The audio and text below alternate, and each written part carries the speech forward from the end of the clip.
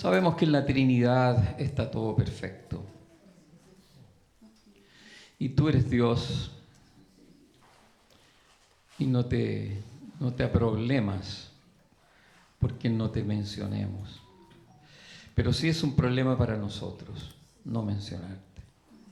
Por eso en esta mañana te damos gracias y te decimos que te reconocemos como la persona que eres, la tercera persona de la Trinidad, Dios, Espíritu Santo. Muchas gracias Espíritu Santo. Y pido también que esta mañana la palabra que conversemos, que veamos, sea aclarada en las mentes y los corazones de mis hermanos y mis hermanas, Señor, para que conozcamos mejor la tremenda bendición en la cual tú nos has puesto. Así que muchas gracias, Señor. En Cristo Jesús oramos. Amén. Amén. Muy bien. Nosotros hemos dicho y vamos a repetir aquí algunas cosas, ¿no es cierto?, que sobre qué es el Evangelio. A mí a pesar de que llevar tantísimos años en la iglesia, hace unos 5 años quizás podría decir, si me preguntaban qué es lo que es el Evangelio, a mí me complicaba contestar. Y me las arreglaba para contestar y a lo mejor decía algo más o menos, ¿no? Pero notaba que en la Escritura siempre y en todas partes hay que predicar el Evangelio. No es que gracias al Evangelio y esto, y yo decía, yo tengo que tener claro esto. ¿Qué es el Evangelio? Si estamos hablando todos los días del Evangelio, ¿qué es lo que es el Evangelio? Y dijimos nosotros, ¿no es cierto?, que el Evangelio podríamos decir que era, para entenderlo mejor, que era una expresión que tiene 3 puntos. 3 puntos. Uno, el primero, es que el ser humano está en un terrible problema. El ser humano tiene un problema pero enorme, y que es un problema que le trae la muerte. Ese es lo primero que tenemos que saber, que es el Evangelio, la noticia, la buena noticia. Y la buena noticia empieza con esa noticia. Ser humano, estás condenado. Tú estás en un serio problema. Tú te vas a morir eternamente. La segunda parte del Evangelio es la buena noticia propiamente tal, que Jesucristo nos libra de esa condición. Él nos sustituyó. Él tomó la culpa nuestra, tomó lo que nos correspondía, la muerte, y la llevó sobre sí. Y nos dio su redención. Y el tercer punto del Evangelio es que es la consecuencia, a consecuencia de esa obra gloriosa de Jesucristo, nosotros experimentamos redención. No solo el perdón de nuestros pecados, sino redención total. La libertad del poder del diablo, del poder del pecado en nosotros, y una vida renovada en nuestros espíritus. Así que, ¿qué es el Evangelio? 3 puntos. El hombre está condenado, está en un serio problema. Jesucristo nos soluciona ese problema. Y tercero, nos introduce en una vida espectacular, gloriosa. ¿Amén? Amén. Bueno, eso ya estaba dicho, fíjate, en Génesis. Génesis 2:17 y Génesis 3:14 y 15. Génesis, podemos poner, Génesis dice, aquí está el problema. Más del árbol de la ciencia del bien y del mal no comerás, le dijo Dios a Adán. porque el día que de él comieres, ciertamente morirás. Y como ustedes saben, eso ocurrió. Eva y Adán comieron y murieron. No murieron ahí físicamente, pero ¿qué ocurrió en su ser que tenía cuerpo, alma y espíritu? Su espíritu murió para la comunión con Dios. Ya ese ser, esos seres, Adán y Eva, quedaron constituidos como carne, lo que en la Biblia se nos llama carne, o también en las nuevas versiones naturaleza pecaminosa. Pero carne, esas vidas sin espíritu estaban muertas para Dios. Así que eso ocurrió, primer punto. El segundo punto, Génesis 3, 14, 15, dice, y Jehová Dios dijo a la serpiente, diálogo con la serpiente, por cuanto esto hiciste, ese engaño a Eva y después a Adán, que no fue engañado por el diablo, sino que Adán cedió ante la propuesta de su esposa. Por cuanto esto hiciste, Satanás, maldita serás entre todas las bestias y entre todos los animales del campo, sobre tu pecho andarás y polvo comerás todos los días de tu vida. 15.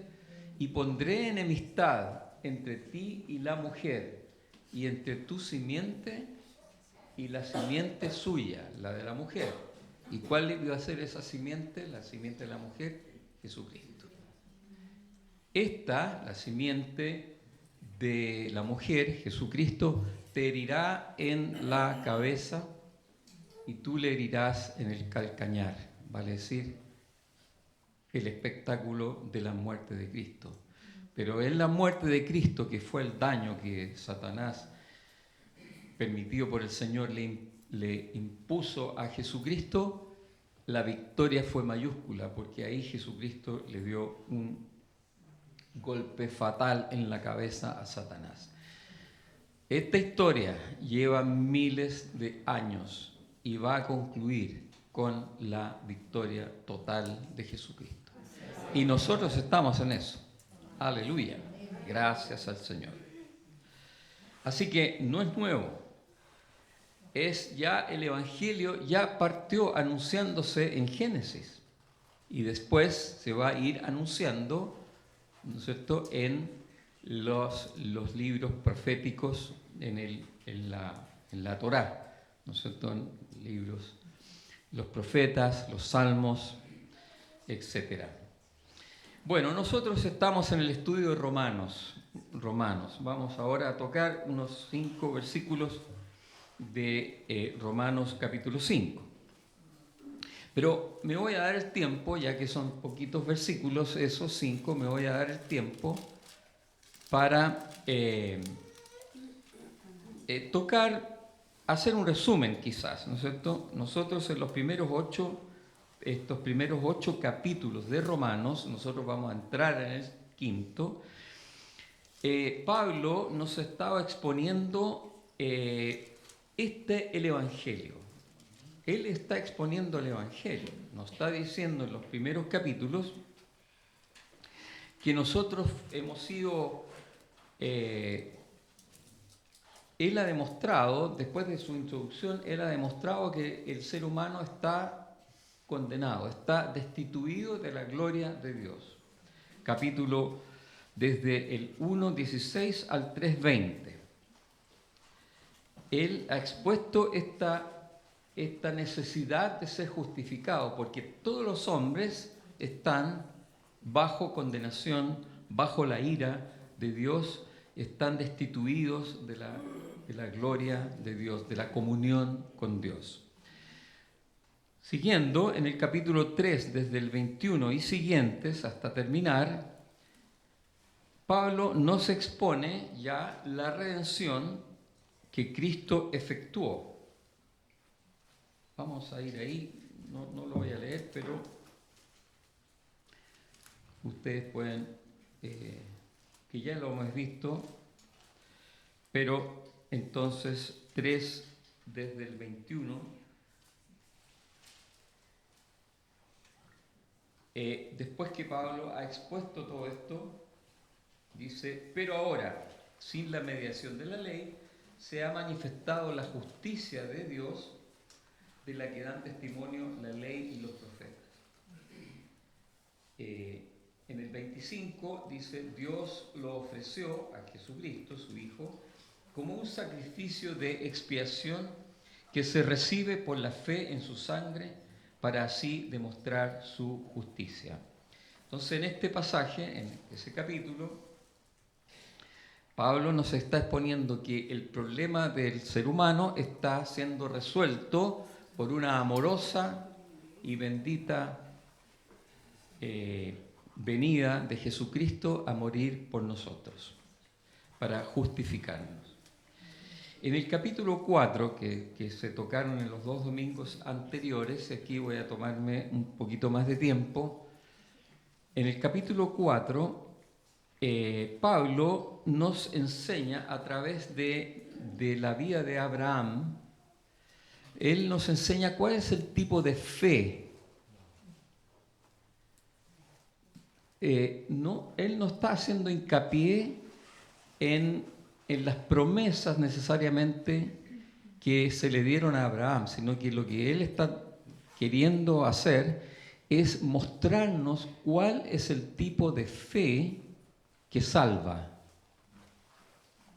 No es la fe que cree, porque como Santiago bien lo dice, Satanás también cree. Y él cree mejor que nosotros, porque Satanás conoce a Jesucristo desde hace mucho rato. Él conoce a Jesucristo. Y él, es cuestión de que uno le preguntara, ¿tú crees en Jesucristo? ¿Cómo no va a creer? Claro que cree.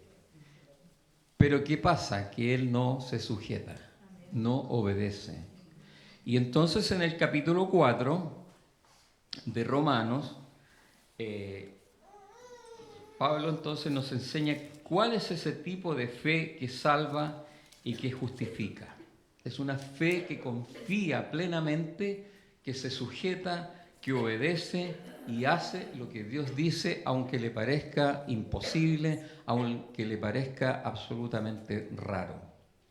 Abraham, como dice la Escritura, que Abraham le creyó a Dios. Le creyó lo que le dijo. Vas a tener un hijo.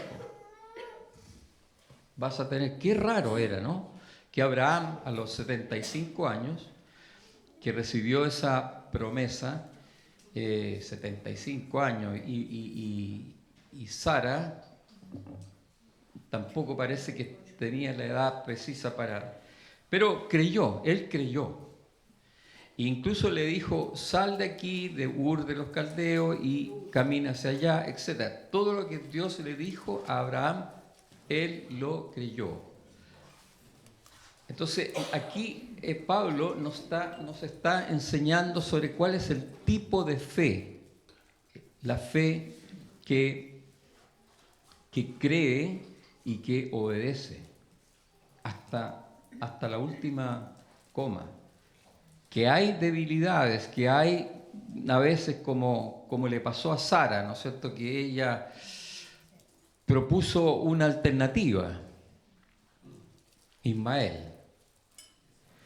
Pero no, Abraham siguió porque él le creyó y le fue contado como justicia. Por eso que nosotros se llama a Abraham el padre de la fe. Con él comienza ese tipo de fe, ese tipo de fe que confía, que cree y que obedece hasta las últimas consecuencias. Esa es la fe que nosotros tenemos que poner en la obra de Jesucristo, en Jesucristo y en la obra de Él. Ese tipo de fe es el tipo de fe que justifica, que salva. Ahora, quiero tomarme unos minutos para insistir en algo que hemos tratado de enseñar desde acá, para que no nos confundamos. para que no nos confundamos. Lo que sale ahí en el capítulo 4 y también en muchos otros pasajes, ¿no es cierto?, nos hacen, es necesario que nosotros podamos entender que hay una diferencia entre el pueblo de Israel y la iglesia. Son dos pueblos completamente distintos. Y aquí en el capítulo 4 también Pablo se está refiriendo a las promesas que Dios le dio a Abraham. ¿Y cuáles eran esas promesas?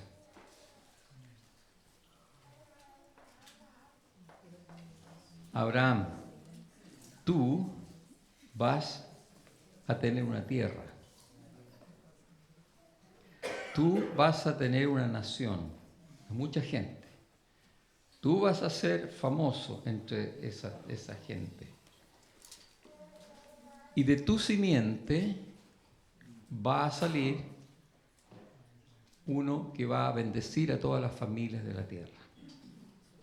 Esas son las bendiciones ¿para quién? Para Abraham. Bendiciones o promesas incondicionales. Dios le dijo a Abraham, yo voy a hacer esto, yo te voy a bendecir, yo voy a hacer esto, yo voy a hacer esto. Y le repite más tarde a Isaac y repite más tarde a Jacob, etc. Y sigue la línea, ¿no es cierto?, en los hijos de Jacob, Judá, etc., hasta que María va a ser de la tribu de Judá y que va a tener a Jesucristo. Pero entonces, ese primer pacto, esa primera promesa hecha a Abraham es lo que nosotros conocemos como pacto abrahámico, pacto a Abraham. Abraham, el que va a iniciar la nación hebrea. Nada que ver la iglesia en esto. Es una promesa a Abraham. Va a tener un pueblo, una nación de esas características. Después tenemos otro pacto, que es el pacto mosaico, que son los mandamientos y las leyes que Dios le dio a Moisés. En ese pacto es un pacto condicional. Estoy tratando de esbozar todo esto, porque esto es como para un estudio, por supuesto, pero es un pacto condicional. Dios le dice, si tú me obedeces, si tú cumples con esto, yo te bendeciré. Le resultó súper problemático a los israelitas cumplir con la ley. Y entonces oscilaban entre las bendiciones y de repente los problemas que tenían. Después del pacto mosaico, ellos estaban a punto de entrar en Canaán, en la tierra prometida, y viene lo que se llama el pacto palestino o pacto de la tierra, que también es un pacto incondicional, que está en Deuteronomio 29 y Deuteronomio 30, en que Dios le da la promesa que tú vas a entrar en esta tierra y tú vas a ser dueño de esa tierra. Por eso que hoy por hoy, lo que nosotros estamos viendo en Medio Oriente, en Israel y todo eso, ¿quién es el dueño de esa tierra? Israel es el dueño de esa tierra. Pero los pobres judíos van a pagar las de Kiko y Caco, digamos, porque ellos han sido desobedientes al Señor. No sé si ustedes, al margen, digamos, no sé si ustedes vieron, porque en el desastre del 7 de octubre, de esa fiesta en la cual estaban los muchachos judíos, no sé si ustedes vieron en las imágenes y de repente había una imagen creo que es de Buda atrás. O sea, es una cuestión absolutamente pagana. Esa cosa era pero un desorden total y completo que estaban haciendo esos judíos. Al Señor no le ha temblado la mano para castigar a su pueblo. pero eso no abolir sus promesas sobre ese pueblo. Va a ser tal y como Él ha prometido. Pero en la historia va a haber terribles problemas para el pueblo de Israel. Entonces, la iglesia ahí, nada que ver. Nosotros no estamos bajo esos pactos son para el pueblo de Israel. Entonces, cuando nosotros veamos en las Escrituras, nosotros tenemos que entender o intentar entender qué es lo que está diciendo, para quién son esos, y no mezclar lo que es para Israel con lo que es para la iglesia. Es otra cosa. Vamos a avanzar un poquitito en eso. Después del pacto palestino, en donde otra vez el Señor le promete a Josué, ¿no es cierto?, y al pueblo de Israel que iban a conquistar esa tierra y esa tierra iba a ser de ellos. Viene el pacto davídico, el pacto hecho a David en 2 Samuel, capítulo 7, que es un pacto también incondicional. Dios le promete a David y a Israel que el Mesías, el libertador, el que iba a gobernar al pueblo de Israel en su momento glorioso, iba a salir del linaje de David y de la tribu de Judá. Y que ese reino, de ese Mesías, de ese libertador, iba a ser un reino eterno, iba a permanecer para siempre.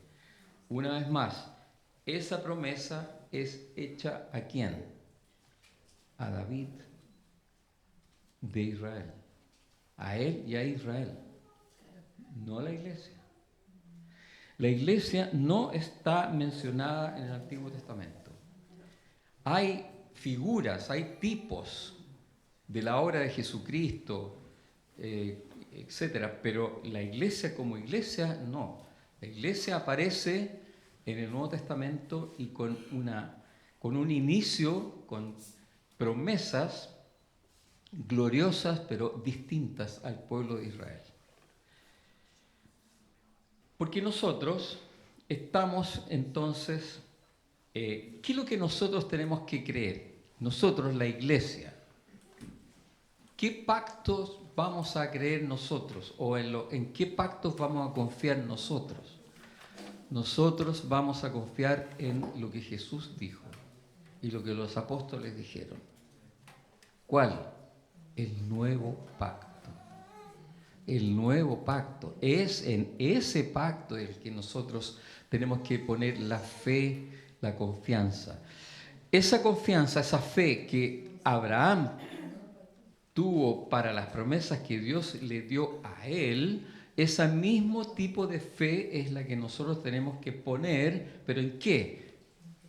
En las promesas del nuevo pacto, no en las promesas que Dios le hizo al pueblo de Israel. No nos confundamos.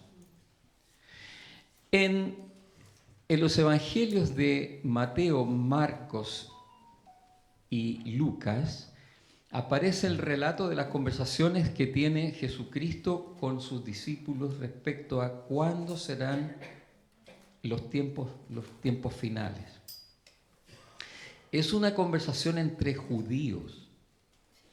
Es una conversación que tiene que ver con que Jesucristo le está anunciando ahí, en primer lugar, que Jerusalén en el año 70 iba a ser destruido, y fue destruido, tal cual. Y que después iba a haber toda una situación también de problemas para Israel. Entre medio dice que va a reunir su pueblo, etcétera, digamos, toda una enseñanza profética sobre lo que va a pasar con Israel, pero finalmente, cuando Israel ya esté, pero en las últimas, va a aparecer de nuevo Jesucristo en su segunda venida a Sion, para librar a su pueblo y establecer su reino milenial. Esa es una conversación entre judíos, Jesús y sus discípulos. Lo que Dios le dice a la iglesia, a aquellos que confían en su sangre, sangre del nuevo pacto, ¿qué son? Hijitos, vendré otra vez y los llevaré conmigo, porque yo quiero que donde yo estoy, ustedes estén conmigo. Y Pablo después también va aclarando eso en Tesalonicenses, ¿no es cierto? Incluso en Corintios, nosotros viene esa otra realidad que es para la iglesia. Ustedes me los llevo conmigo, a ustedes los voy a resucitar. Y ustedes no solo los voy a resucitar, sino que ustedes van a ser transformados. De tal manera que todos aquellos que confían en cuáles promesas, las promesas hechas a este nuevo pueblo, al pueblo que cree en el nuevo pacto. Y el nuevo pacto es un pacto hecho en la sangre de una persona. ¿Qué persona? Señor Jesucristo. Los que creen en eso conforman la iglesia, el nuevo pueblo. Sean judíos, árabes, chilenos, argentinos, colombianos, el que sea, que cree en eso, es parte de la iglesia y está bajo las promesas que el Señor le da a su iglesia, no al pueblo de Israel. El pueblo de Israel que no creyó en Jesucristo tiene otra historia. Esa es la que va avanzando ahora. Y va a concluir con la segunda venida de Jesucristo a Monte Sión, a Israel. Pero nosotros vamos a esperar al Señor Jesucristo. ¿Dónde? ¿En el monte de Israel? ¿En el monte Sión? No. ¿Dónde lo vamos a esperar? ¿Dónde los estamos esperando? Aquí mismo. Porque dice que Él va a venir así. ¡Pum! En un abrir y cerrar de ojos. Esa es promesa para la iglesia.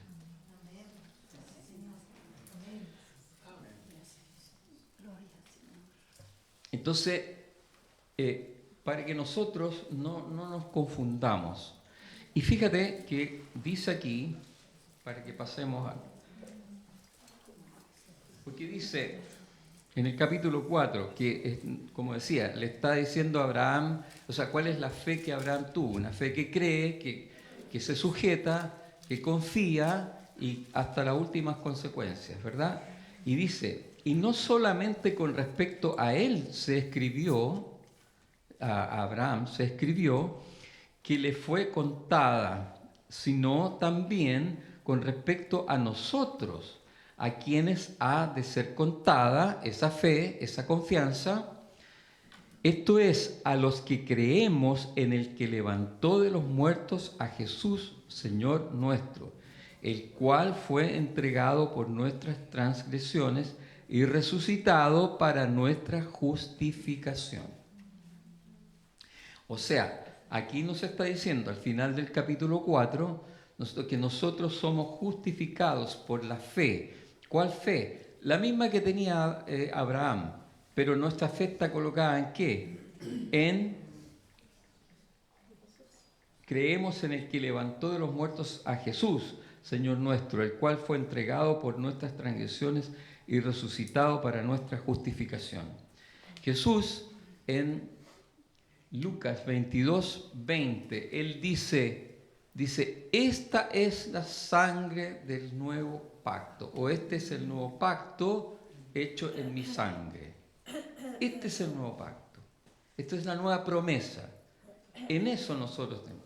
Si nosotros confiamos en Jesucristo y en su obra redentora en la cruz, nosotros estamos confiando en esa promesa. Y esa promesa esa fe, esa confianza nos justifica.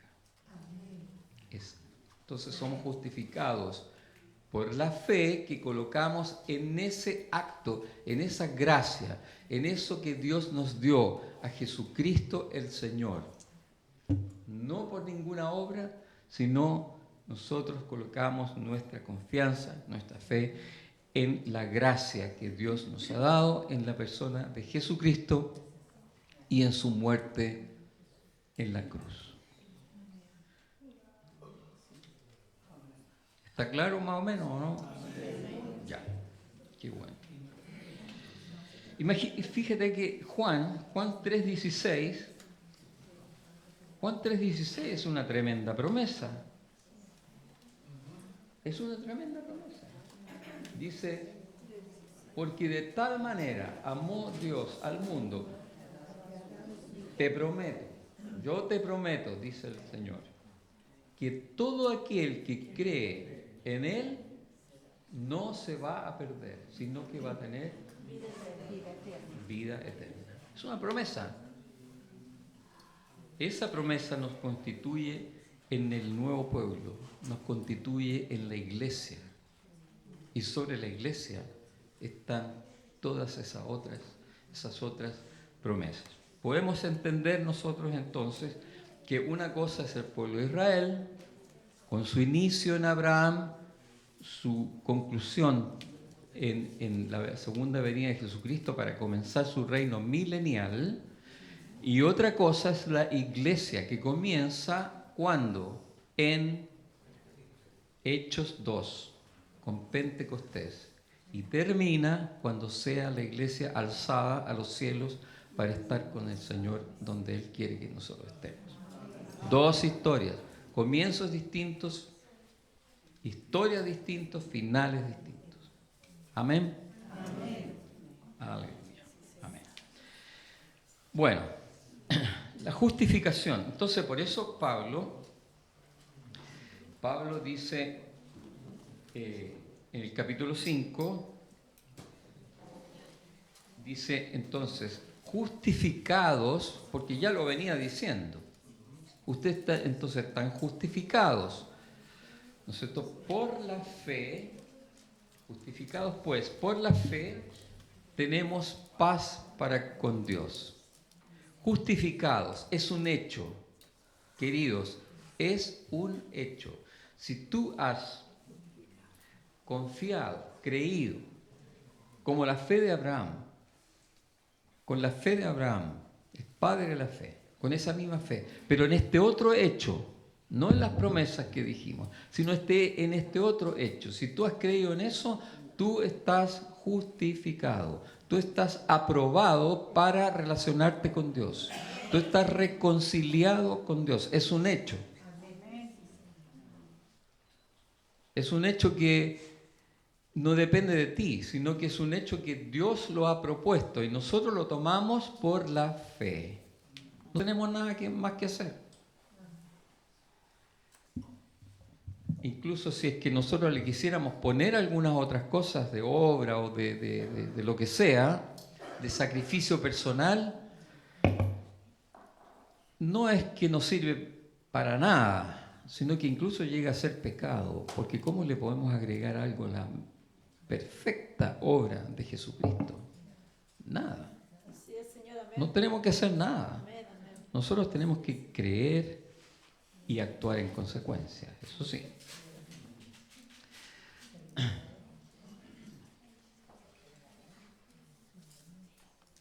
Bien.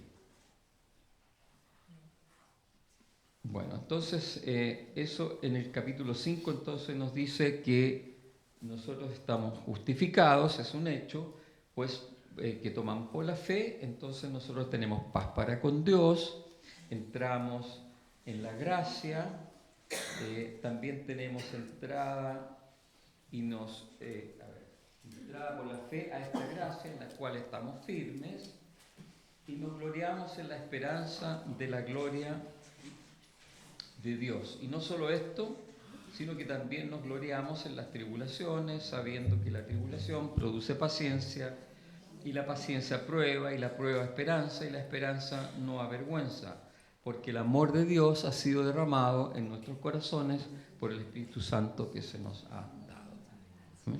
Entonces, en el capítulo 5, él nos está diciendo algunas de las consecuencias que esta justificación trae. En el capítulo 6 que después vamos a seguir tocando, ¿no es cierto? En el capítulo 6 nos hablará de la santificación, de la liberación del poder del pecado que nos trae el hecho de ser justos, de ser aprobados. La santificación. En el capítulo 7, él nos va a exponer ahora que la ley, que ya la ley no nos condena, que nosotros estamos libres de la condenación de la ley. Y podemos decir, y vamos a decir, cuando estudiemos capítulo 7 mucho mejor, vamos a decir, gracias Señor, qué bueno no estar bajo la condenación de la ley, porque la ley no la puede cumplir nadie. Estamos muy claros que nosotros somos débiles, que nosotros nadie puede cumplir, pero ya la ley, ya no hay condenación si no cumplimos la ley. Vamos a explicar eso, se va a explicar muy clarito que esa gracia no es para que nosotros pequemos, sino que para que sepamos que si pecamos, Él está con nosotros, nos justifica.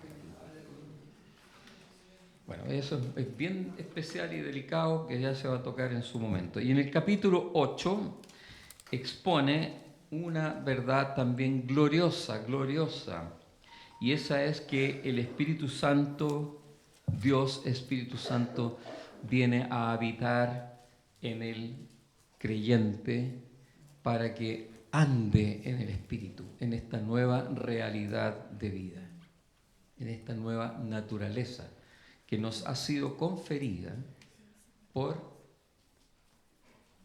la sustitución que Cristo hizo en la cruz.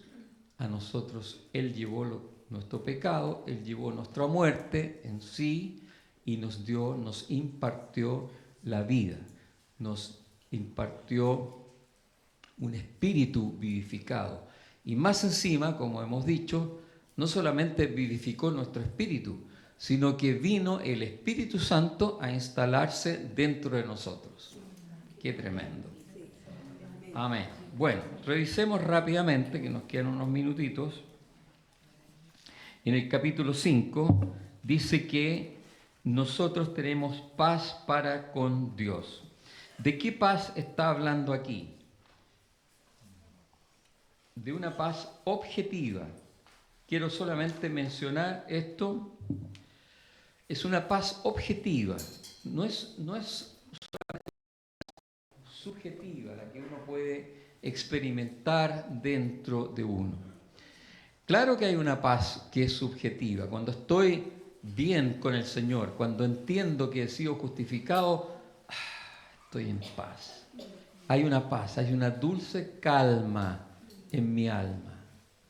Estoy en paz. Pero a la paz que se refiere aquí es un hecho de paz, porque el que no está relacionado con Dios a través de la persona de Jesucristo es un enemigo de Dios. No hay neutralidad, o se está con el Señor, o se está contra Él y esa persona es un enemigo. Y no solamente que esa persona tiene como enemigo a Dios, sino que Dios le considera un enemigo. Y para eso podemos volver a leer ese pasaje de Romanos 1, Romanos 1:18. Romanos 1:18. Dice, porque la ira de Dios se revela desde el cielo contra toda impiedad e injusticia de los hombres que detienen con injusticia la verdad. O sea, el que no es del Señor, la ira de Dios viene sobre esa persona. Mira lo que dice Juan 8:44. Juan 8:44. Dice, vosotros, dice Jesucristo, sois de vuestro padre el diablo. Y los deseos de vuestro padre queréis hacer. Y ahí dice qué es lo que ha sido el diablo. Ha sido un homicida desde el principio y no ha permanecido la verdad porque no hay verdad en él. Cuando habla mentira, de suyo habla porque es mentiroso y es padre de mentira. O sea, ese es el papá del que no es de Cristo. Terrible, terrible. Y Efesios 5, 6 y 7.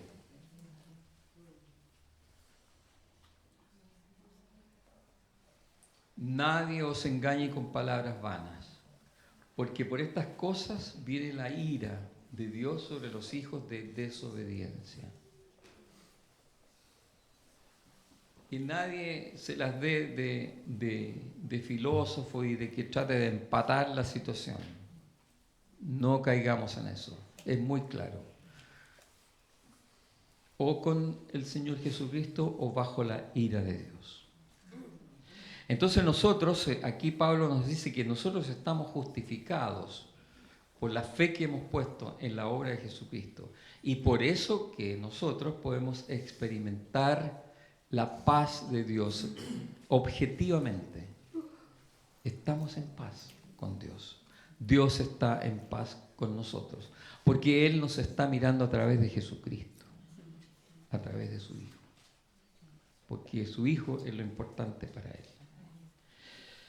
Muy bien. Así que Jesucristo en la cruz tomó sobre sí mismo toda la furia de la ira de Dios que la humanidad pecadora merece recibir, y aquellos que confían en Cristo ya no son enemigos, sino amigos, ni se encuentran bajo el ardor de la ira. Esto es salvación. Hermanos, ahí cuando en Efesios 6 nosotros dice que nos pongamos el yelmo de la salvación, como el casco, ¿no es cierto? O sea, protejamos nuestra cabeza de cualquier insinuación propia a veces y de otros, de que nosotros no somos salvos. Nosotros sí somos salvos. A todo evento, hermano, hermana, a todo evento. Sí somos salvos, por la gracia, la obra de Jesucristo, en la cual nosotros colocamos nuestra fe. Así que si pecaste, si la embarraste, si hiciste esto, si eres flojo para orar, si eres esto, lo otro, hay que ponerse las pilas y volver a tener disciplina, obediencia, consecuencia con nuestra fe. Pero nosotros estamos salvos por la obra, por la gracia de Jesucristo. Muy bien. Ahora, la segunda cosa que dice es que nosotros tenemos también entrada por la fe a esta gracia. A esta gracia. ¿Cuál gracia? En esta gracia en la cual estamos firmes. ¿Cuál gracia? La gracia tiene un nombre excelente. La gracia es Jesucristo. Jesucristo, esa es la gracia. ¿Qué es lo que nos da el Señor? Nos da a Jesucristo, su Hijo. Tenemos entonces, por causa de estar justificados, nosotros podemos entrar en la gracia, entrar en la comunión, entrar en la relación, en el conocimiento de la persona de Jesucristo, porque en Él se resume toda la gracia de Dios. En Él, en la persona de Jesucristo. Él es la gracia. Y nosotros, si nosotros queremos expresar gracia de Dios, tenemos que expresar a una persona. A esa persona se llama Jesucristo. Y el Espíritu Santo nos hace conocer a Cristo, nos hace entender a la persona maravillosa de Jesucristo para que nosotros expresemos a Cristo. Nosotros no tenemos que expresar nuestras buenas ideas, nuestros buenos deseos, nuestro entendimiento de lo que es bueno y malo. Eso es basura, completamente basura. Lo que nosotros tenemos que entender es a Cristo, su pureza, su perfección, quién es Él, Y eso nosotros lo expresamos. Y cuando expresamos eso, expresamos la gracia de Dios que nos ha sido concedida a nosotros, impartida a nosotros. Amén. Aleluya.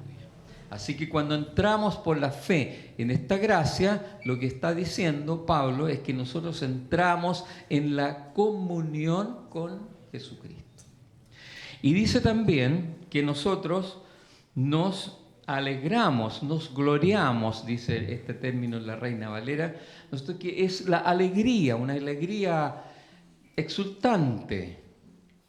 ¿De qué nos alegramos? Dice, en la esperanza de la gloria de Dios. A todo esto, esperanza, en la esperanza bíblica, no es esa esperanza que nosotros teníamos antes. Esa esperanza que decían, bueno, puede ser, como también puede que no sea. O sea, es una esperanza que ojalá mis ojos te vean primero. No. La esperanza bíblica es una realidad que nosotros esperamos, es una certeza porque es palabra de Dios. Él nos ha prometido llevarnos a su gloria, contemplarlo a Él. Y nosotros con alegría disfrutamos entonces de esa expectativa, esa esperanza de la gloria de Dios. Aleluya. Y después dice, bueno, pero y asimismo como contemplamos con tanta alegría la esperanza de la gloria de Dios, asimismo nos alegramos también en las tribulaciones. ¡Wow! Y Pablo expresa aquí que esa tribulación en la cual nosotros entramos con alegría, puesto que el Señor está con nosotros en esa tribulación. Él nos está ayudando a atravesar esa tribulación. ¿Y eso qué produce? Dice, produce perseverancia, paciencia. Pablo aquí está diciendo que la tribulación va fortaleciendo nuestro carácter, va fortaleciendo nuestra manera de ser, va fortaleciendo nuestra reacción frente a todas las cosas de la vida, especialmente la tribulación. Así que es la tribulación, es un